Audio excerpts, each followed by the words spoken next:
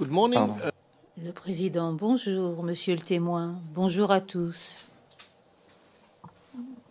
Dans cette prétoire et en dehors, nous commençons avec un peu de retard, car nous avons eu une séance à huis clos, ex parte, qui n'était pas liée au sujet de ce procès, mais bien aux conditions de détention. C'est pour cette raison que nous commençons à cette heure-ci. Nous aurons 2 séances de 2 heures avec une pause déjeuner d'1 heure et demie. Ceci dit, et avant de donner la parole au bureau du procureur,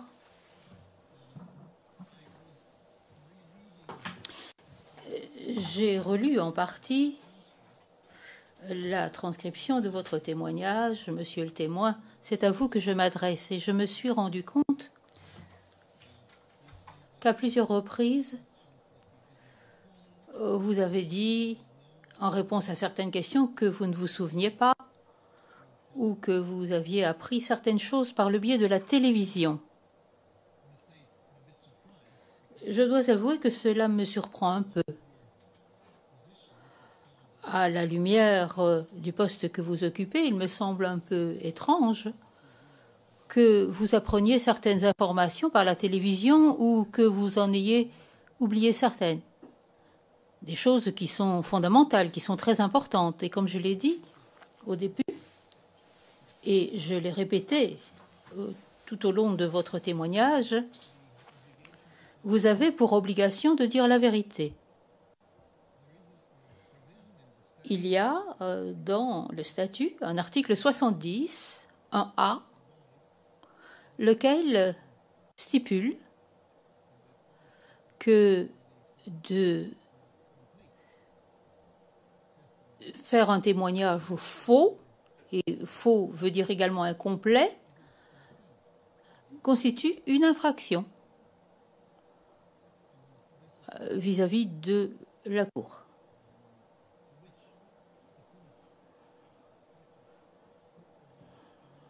Le statut stipule également que pour une infraction de cet ordre-là, la conséquence peut être une peine de 5 ans d'emprisonnement. Dès lors, je vous exhorte une fois encore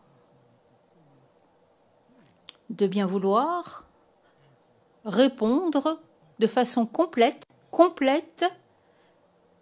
et de dire la vérité sur ce que vous savez.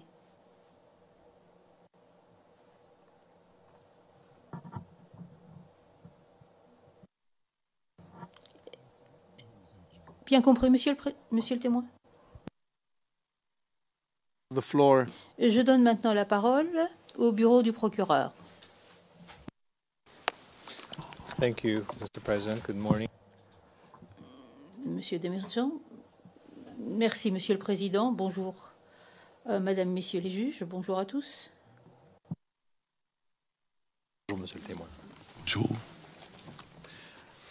Monsieur le témoin, on s'est quitté vendredi sur le 6 décembre. On a vu une réunion que vous aviez eue avec vos subordonnés, vos commandants.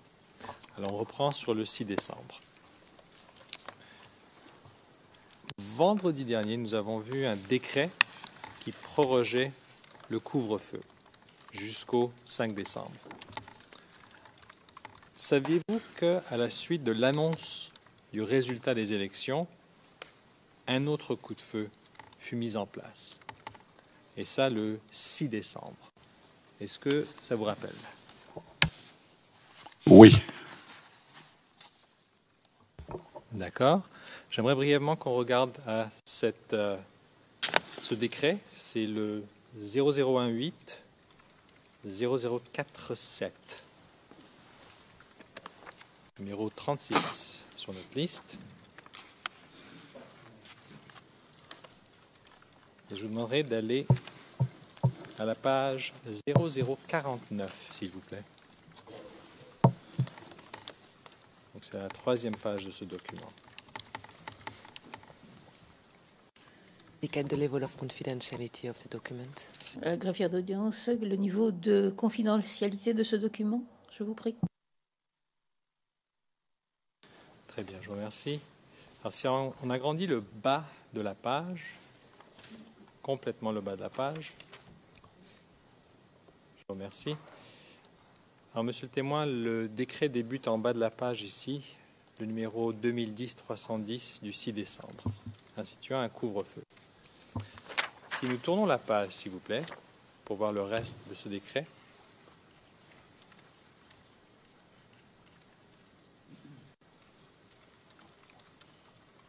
Et on va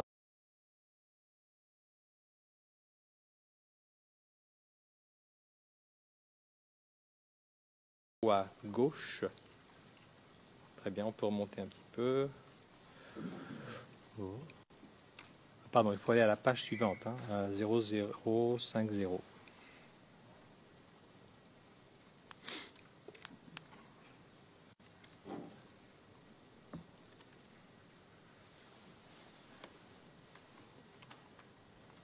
Très bien. Alors la question que j'ai pour vous, monsieur le témoin, est relative à l'article 1er. Donc comme d'habitude, nous voyons toutes les lois et les décrets auxquels il est fait référence. Et l'article 1er, si on peut descendre juste un tout petit peu, vous allez voir qu'on traite de la chose suivante. Ça commence avec « en vue du maintien de l'ordre public » qui s'impose dans la période postérieure à la proclamation des résultats du second tour. Alors parlons du maintien de l'ordre, monsieur le témoin. Quelles sont les règles de conduite ou les règles d'engagement qui s'appliquent dans le cadre du maintien de l'ordre?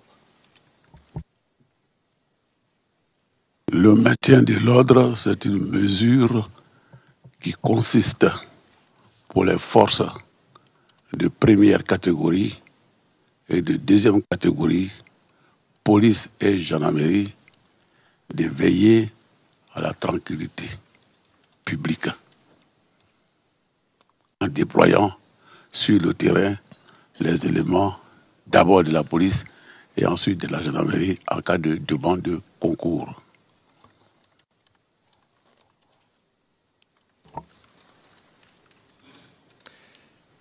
Très bien. Et en ce qui concerne les règles de conduite, peut-être que vous pouvez nous donner un exemple dans quelle situation est-ce que les forces de première et deuxième catégorie peuvent faire emploi de la force? L'engagement des forces présuppose une réquisition d'ordre général et d'ordre particulier qui dit là, pour cette intervention, il faut qu'il y ait emploi de la force. S'il y a une force qui réagit en face, dans le cadre de la légitime défense.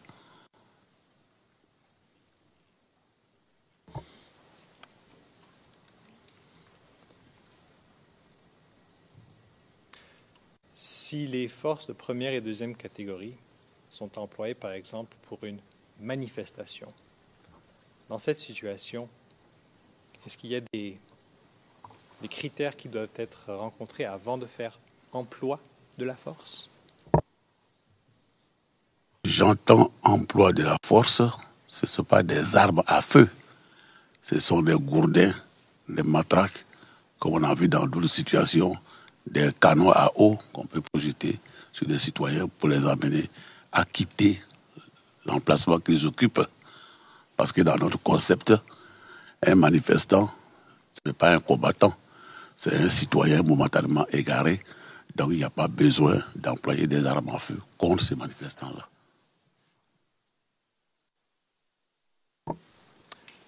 Est-ce que je pourrais demander au greffe de remonter un petit peu la page, s'il vous plaît? Monter vers le haut de la page.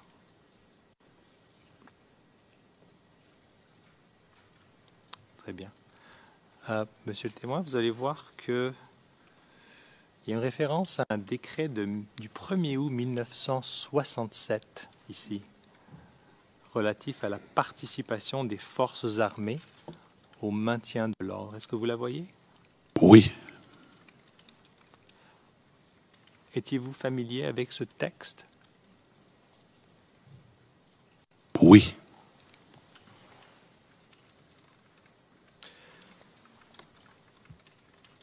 Donc si j'ai compris votre réponse tout à l'heure, vous avez terminé votre réponse en disant qu'il n'y a pas toujours moyen d'employer des armes à feu contre des manifestants. Donc, l'usage de la force, est-ce que vous êtes en train de nous dire que ça n'emploie pas nécessairement l'usage des armes à feu? C'est cela.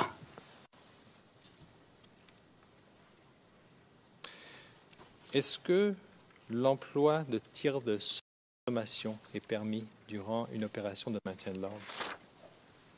Oui.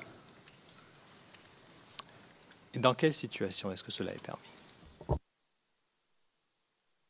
C'est rare, quand le manifestant se fait menaçant, pour l'amener à quitter l'espace qu'il occupe, on peut faire des tirs de sommation pour qu'il ne peut plus. Je n'ai jamais vécu.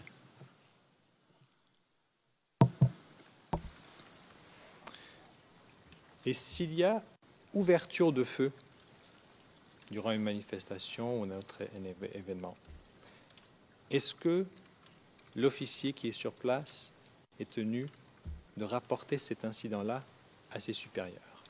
Absolument. Oui.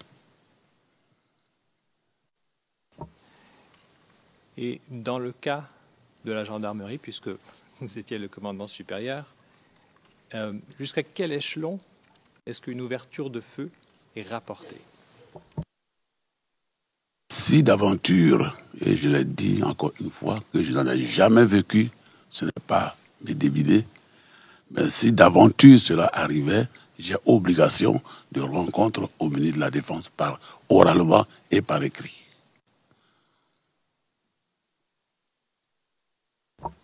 Très bien. Et s'il y a mort d'homme, si durant un incident pareil, il y a un mort d'homme, est-ce que cela, jusqu'à quel échelon est-ce que cet incident aurait été rapporté? Je disais et je répète, à mon niveau, je rends compte au ministre de la Défense et une enquête est ouverte pour déterminer les conditions exactes de cet incident-là. Mais je n'en ai pas encore vécu. Et là, le procureur militaire serait saisi pour suite à donner.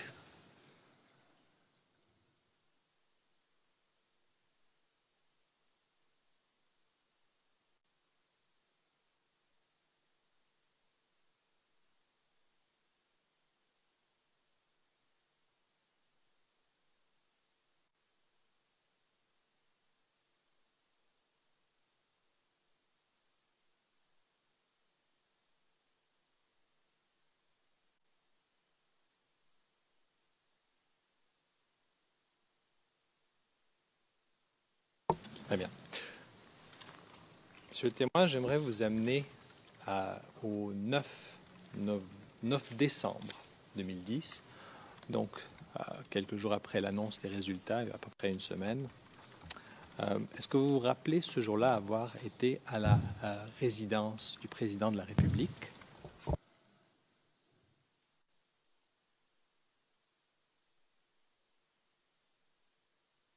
Vous pouvez répondre à la question, s'il vous plaît?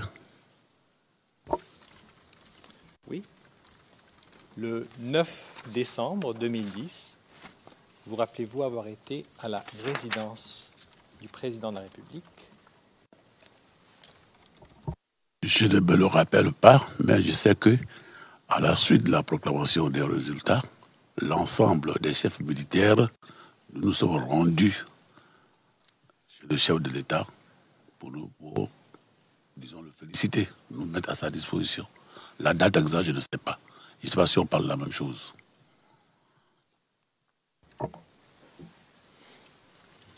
Alors, vendredi, on avait vu des entrées du 3 décembre, donc après l'annonce des résultats. Là, je parle du 9 décembre, donc presque une semaine plus tard. Mais pour vous aider un petit peu, on va regarder les entrées dans le registre de visite. Pouvons-nous voir le 0088 0863, s'il vous plaît? Again, if you could please. C'est public. Greffier d'audience, une fois encore, je vous prie. Et on peut aller à la page qui finit avec les chiffres 994, s'il vous plaît.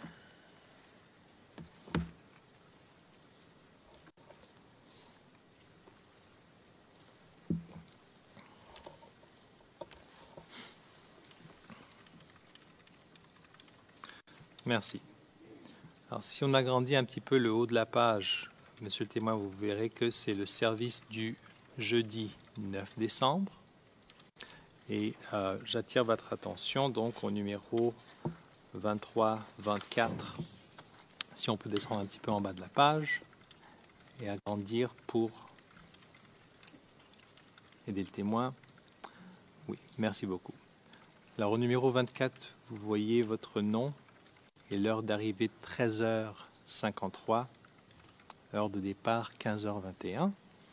La même information pour le général Mangou, le général Bipoint, le général Detoleto et le général Vagba. Alors, nous sommes ici 6 jours après, en fait 1 semaine, 7 jours après l'annonce des résultats. On vous revoit maintenant à la résidence. Bon, d'après le registre, est-ce que vous vous rappelez de quoi vous auriez discuté durant une telle réunion? Encore une fois, j'ai prêté serment de dire la vérité, rien que la vérité. Ce que je ne sais pas, je ne sais pas. Si je ne m'en souviens pas, permettez que je dise que je ne m'en souviens pas. Ce registre-là, c'est fort possible qu'on y soit allé, mais j'ai dit, après la proclamation des résultats, les chefs militaires sont allés se mettre à la disposition du président de la République. Est-ce cela? Je n'en sais rien, puisque c'est ça.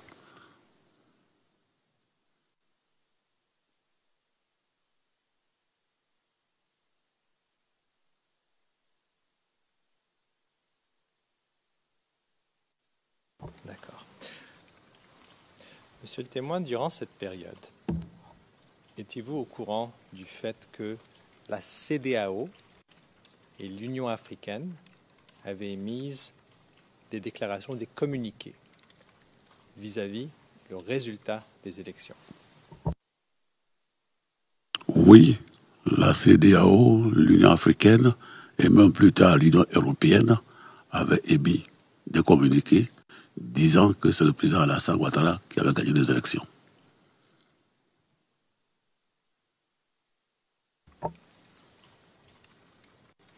Juste pour vous montrer la date d'une de ces déclarations, nous avons, si on peut afficher, le CIV OTP 0094 0280, numéro 244 de notre liste, et c'est public.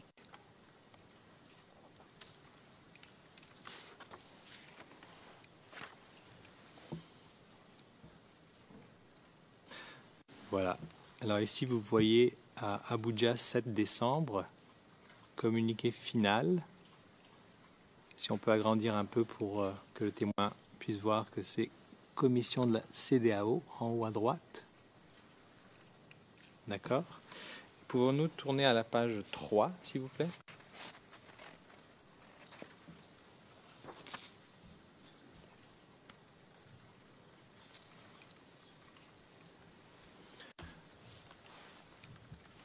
Donc le 7 décembre, si on peut agrandir le paragraphe 7, s'il vous plaît. Je vous donne un petit instant pour lire le paragraphe 7, monsieur le témoin.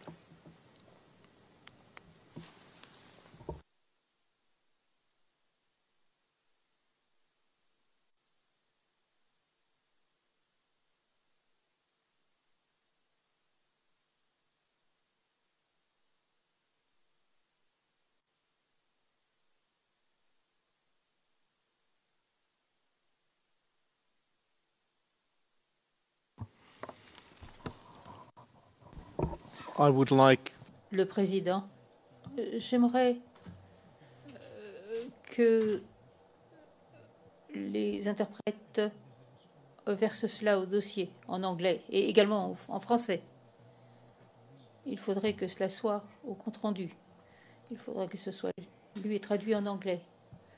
Monsieur Demirjian, Monsieur le Président, la version en anglais est disponible au 0002-0625.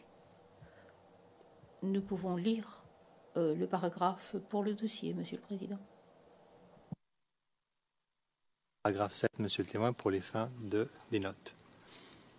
Afin de préserver la légitimité du processus électoral, le sommet a reconnu les résultats proclamés. Why is it disappearing from the screen? Okay. Les résultats proclamés par la Commission électorale indépendante et certifiés par le représentant spécial général des Nations Unies en Côte d'Ivoire, conformément à la résolution 1765 du 16 juillet 2007 du Conseil de sécurité des Nations Unies. À cet égard, les chefs d'État et de gouvernement ont reconnu Alassane Dramane Ouattara comme président élu de la Côte d'Ivoire et par conséquent représentant le choix librement exprimé par le peuple ivoirien. Ça, c'est le paragraphe 7. Oui. Est-ce que cela revient à ce que vous nous disiez il y a un instant? Comment? Est-ce que cela revient à ce que vous nous disiez à un instant? C'est cela. Vous aviez appris? C'est cela. D'accord. Si vous regardez le paragraphe suivant, le paragraphe 8, indique que le sommet invite M. Laurent Gbagbo à respecter les résultats de l'élection présidentielle en Côte d'Ivoire, tels que certifiés par l'ONUCI, et à rendre sans délai le pouvoir dans l'intérêt supérieur de la Côte d'Ivoire. Ce communiqué est publié le 7, et la question que je vous posais, c'était justement le 9 décembre.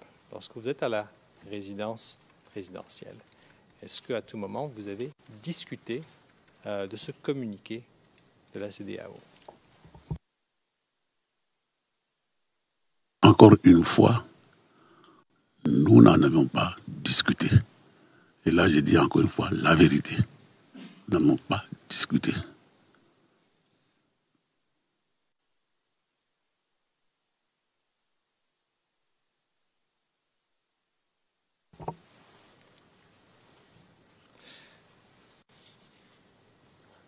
Si ce n'est pas cette visite, est-ce que, à une visite subséquente, est-ce que le sujet de ce communiqué de la CEDEAO a été discuté, que ce soit par les généraux ou bien le président de la République?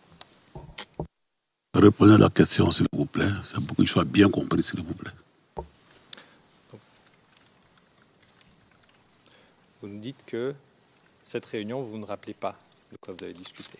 Alors, la question un peu plus générale maintenant, ce communiqué de la CEDEAO, est-ce qu'il a été discuté à un moment donné lors de l'une de vos visites à la résidence présidentielle?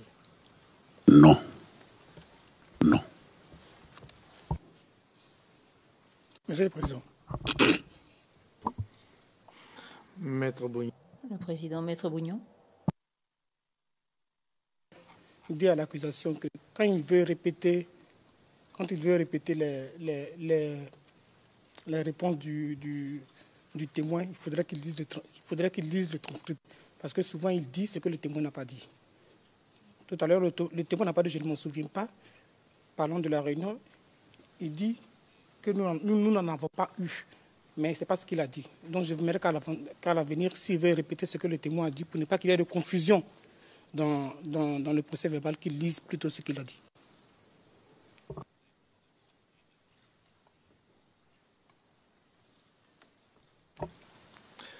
Très bien.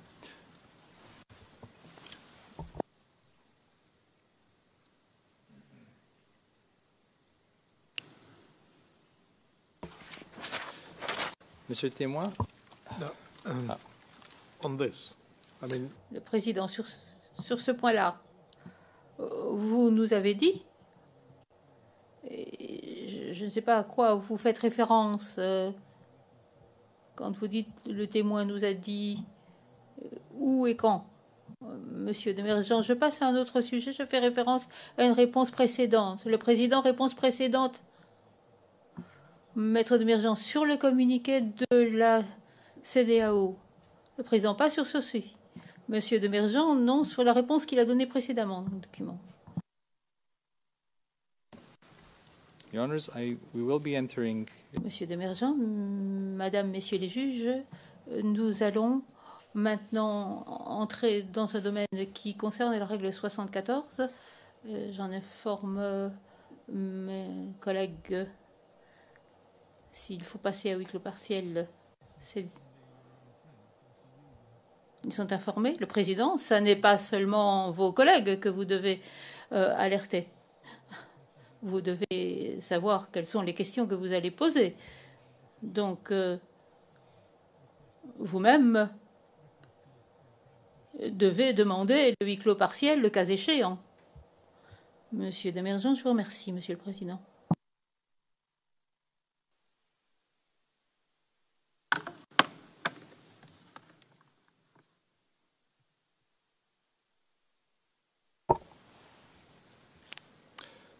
Très bien.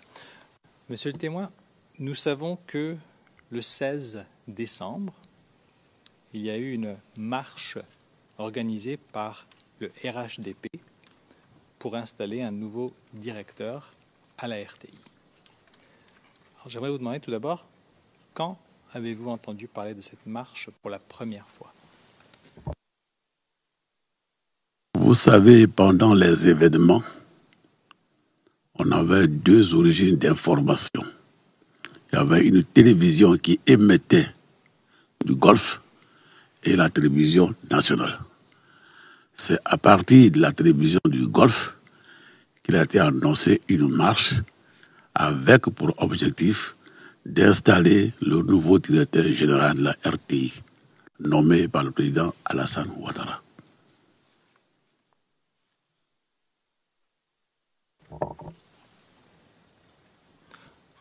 Quand est-ce que vous l'avez entendu? Je dirais encore une fois, j'ai prêté serment, mais les dates, quand ou comment, ça va toujours me poser des problèmes. Excusez-moi. Permettez que je continue. Je vous en prie. Tous les témoins qui sont passés ici, moi je suis à Dakar. La plupart sont partis d'Abidjan. Et depuis Abidjan, on leur a remis toute la documentation pour lecture et imprégnation. J'avais été invité pour aller à Abidjan pour imprégnation. Ce n'a pas été le cas. C'est de Dakar que je suis venu ici. J'aurais donc pu, si j'étais allé à Abidjan, me documenter plus précisément pour répondre à ces questions de temps et de dates. Et pour tous ceux qui m'ont interrogé à Abidjan, j'ai toujours dit que j'avais des difficultés pour les questions des dates. Depuis 5 ans, je suis ambassadeur, je suis donc loin de ce dossier-là.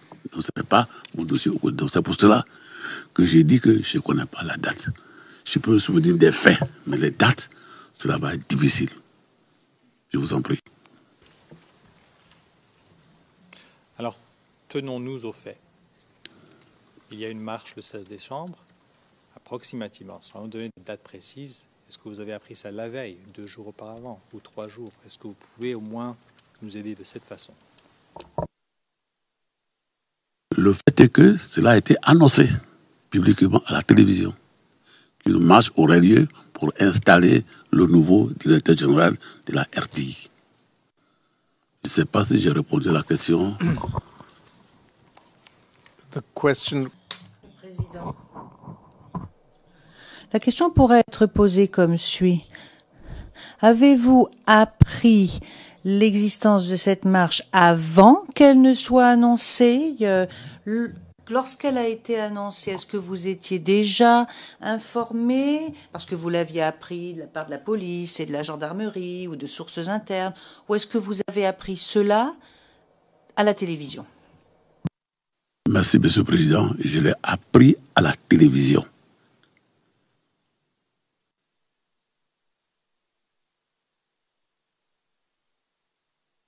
Très bien.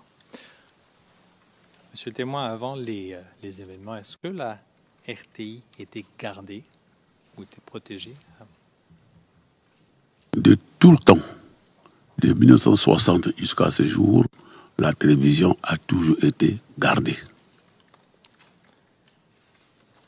Et pouvez-vous nous dire quels éléments gardaient, et gardent toujours à l'époque, 2010, quels éléments avant les élections gardaient la RTI?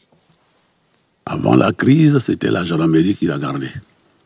Mais pendant la crise, pendant les événements, c'est la gendarmerie et les éléments militaires et la police qui étaient donc commis à la surveillance de la télévision, puisque c'était un point sensible.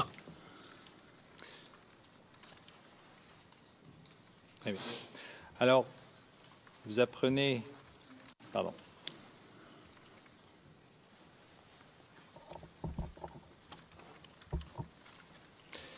Alors, vous apprenez qu'il y a une marche. Est-ce que les éléments ou les unités de la gendarmerie se sont préparés pour cette journée? Qu'est-ce que vous entendez si vous parlez en termes de préparation? Est-ce qu'ils se sont organisés d'une certaine manière en vue de cette marche? Je vous ai compris parfaitement. Permettez que je dise encore une fois qu'en cas de crise, comme c'était le cas, c'est l'état-major des armées qui a toutes les troupes à sa disposition et qui déploie les éléments sur le terrain pour agir ici ou là. Donc dans ce cas précis, la police avait été déployée pour sécuriser la RTI avec le concours des éléments de la gendarmerie. Voilà comment nous fonctionnions.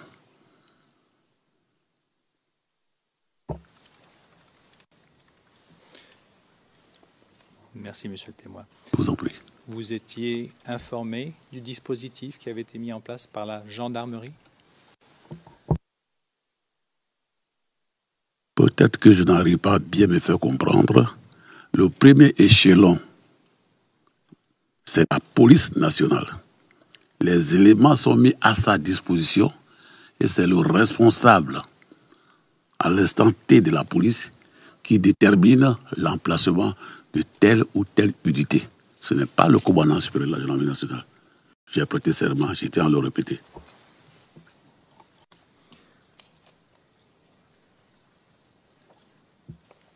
La question n'était pas à savoir qui les a placés, mais si vous avez été informé, et je répète la question, du dispositif qui avait été mis en place par la gendarmerie.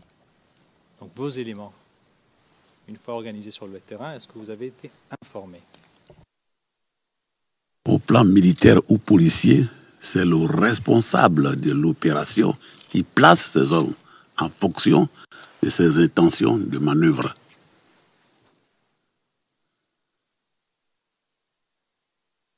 D'accord. Pourrions-nous afficher, s'il vous plaît, le document 00430336, numéro 80 sur notre liste, et c'est un document confidentiel.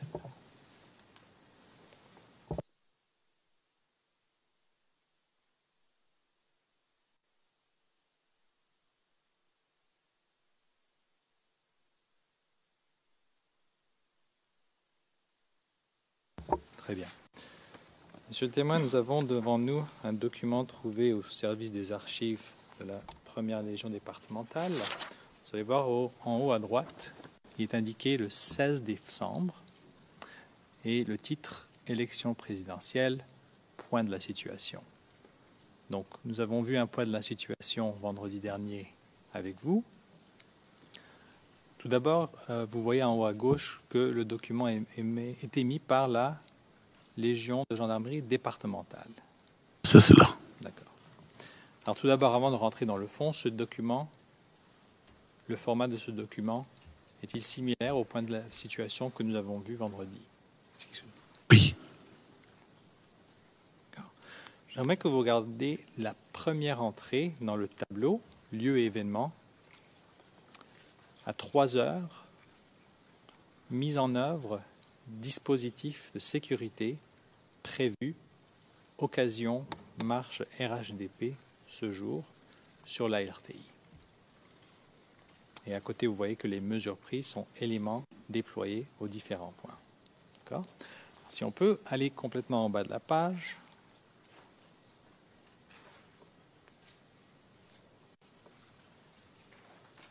Si on peut agrandir le bloc destinataire, donc vous voyez ici que parmi les destinataires, il y a le commandant supérieur de la gendarmerie, le commandant des opérations de la gendarmerie, les archives. D'accord. Alors, ce genre de document, ce document même, tout d'abord, vous l'avez reçu en date du 16 décembre? Affirmatif. Et tous ces documents arrivent à mon cabinet qui le traite, le colonel Adou Donga, qui est encore en vie et en activité. D'accord. Alors, vous avez dit que ce jour-là, la police avait été... attendez, je veux juste m'assurer exactement ce que vous nous avez dit.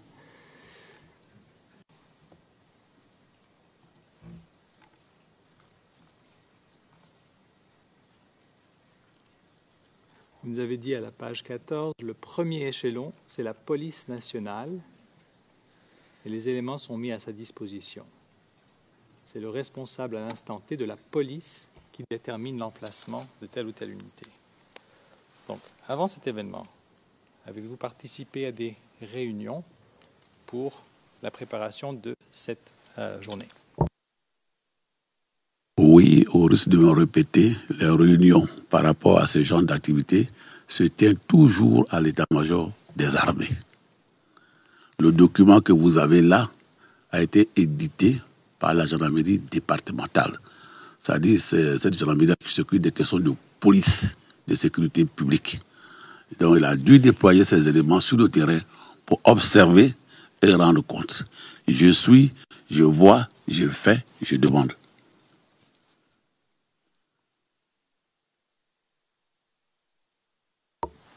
D'accord.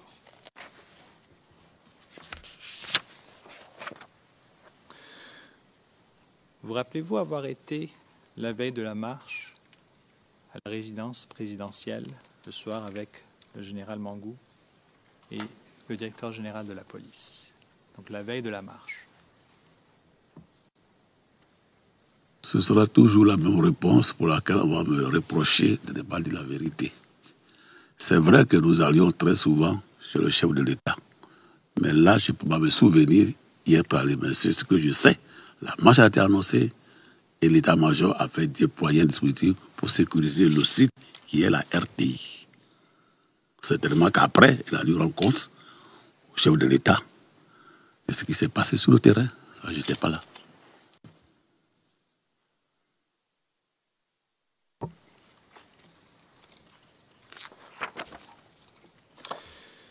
Si nous pouvons afficher le registre 0088 0863, c'est public, à la page 1010.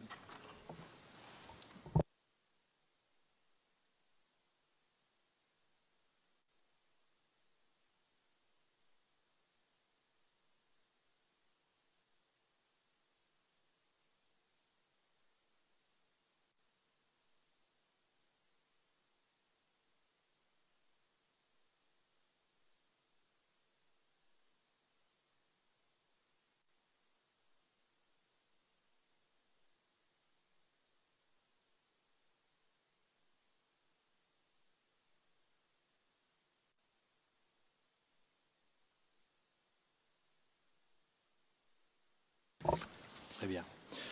Monsieur le témoin, donc, en haut de la page, on a vu service du jeudi 9 décembre 2010. Et ici, nous voyons, si on descend un petit peu en bas, numéro 24. Ah, pardon, je m'excuse, j'ai la mauvaise page.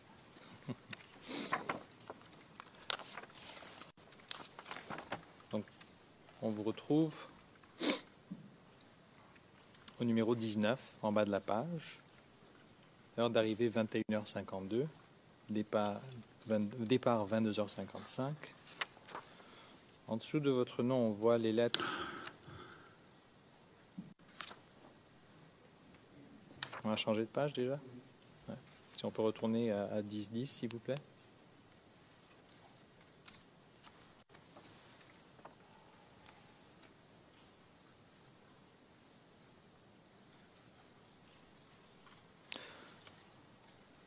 en dessous de votre nom, au numéro 19, là on voit Général Cassaraté, on voit les lettres CMA.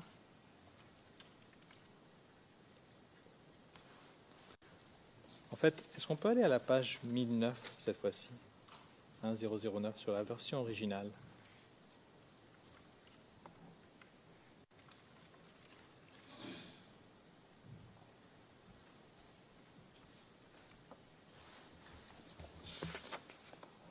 Merci. Pouvez-vous agrandir le bas de la page complètement? Très bien. Monsieur le témoin, voyez-vous qu'au numéro 19, il est indiqué Général Cassaraté plus CMA. Est-ce que vous pouvez nous clarifier de qui il s'agit, CMA? Monsieur le Président,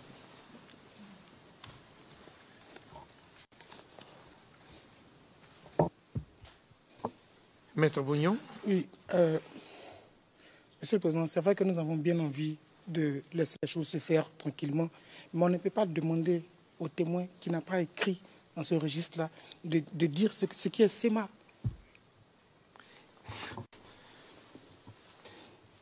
Président, we can ask him. nous pouvons lui poser la question. Et il pourra répondre en nous disant ce que cela représente d'après lui.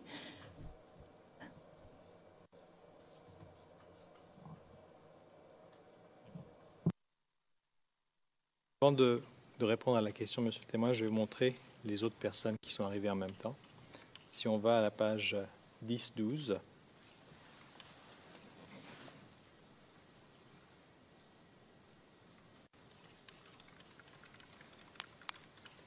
en haut de la page,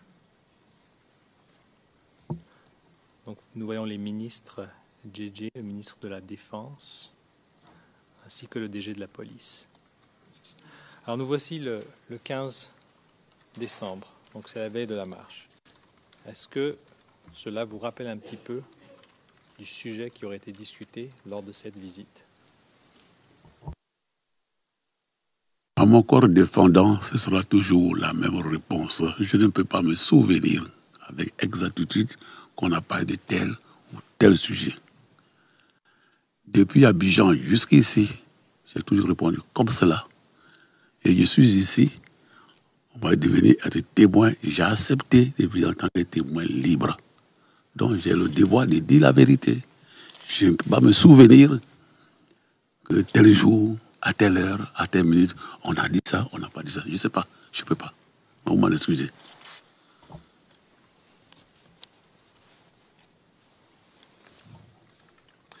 Très bien, monsieur le témoin. La question n'était pas à savoir... Bon, je m'excuse. C'est la veille de la marche, donc le 15 décembre.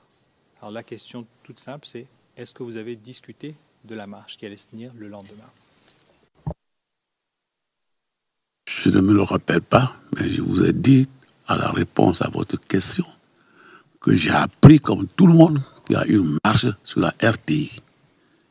Et pour ce faire, les éléments du service d'ordre ont déployé ce jour-là un dispositif pour empêcher que la télévision soit prise.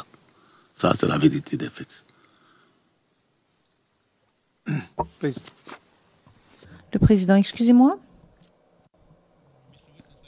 Monsieur le témoin, je reviens à ce que j'avais dit au début de ce volet d'audience. Vous êtes le chef de la gendarmerie, n'est-ce pas? I find it. Alors, il est un tant soit peu étrange, d'après moi, que vous entendez parler de la marche à la télévision. Parce que cela signifie, d'après ce que je comprends, que la gendarmerie ne fonctionne pas très bien. Parce que je ne comprends pas pourquoi le chef de la gendarmerie apprend ce genre de choses à la télévision. Deuxièmement, il y a quelque chose qui n'est pas normal. Alors, il faut se souvenir des faits, pas forcément des détails des faits, mais tard dans la soirée, très tard dans la soirée, vous avez une réunion avec toutes ces personnes ou vous rencontrez toutes ces personnes d'après le registre et vous les rencontrez au palais présidentiel. Mais ce n'est pas habituel, vous n'y allez pas tous les jours à cette heure-là. Donc, vous comprenez qu'il est assez difficile de comprendre que vous ne vous souvenez de rien. Je comprends tout à fait que vous ne vous souvenez pas des détails de la chose parce que depuis lors, le temps s'est écoulé. Mais voilà ce que je voulais vous dire. Enfin, c'est en tout cas mon sentiment. Monsieur le Président. No, Non, j'attends. J'attends que le témoin prenne position par rapport à ce que je viens de dire avant que vous n'interveniez, maître. would it be Peut-être qu'il serait opportun de passer à huis clos partiel. Nous allons passer à huis clos partiel.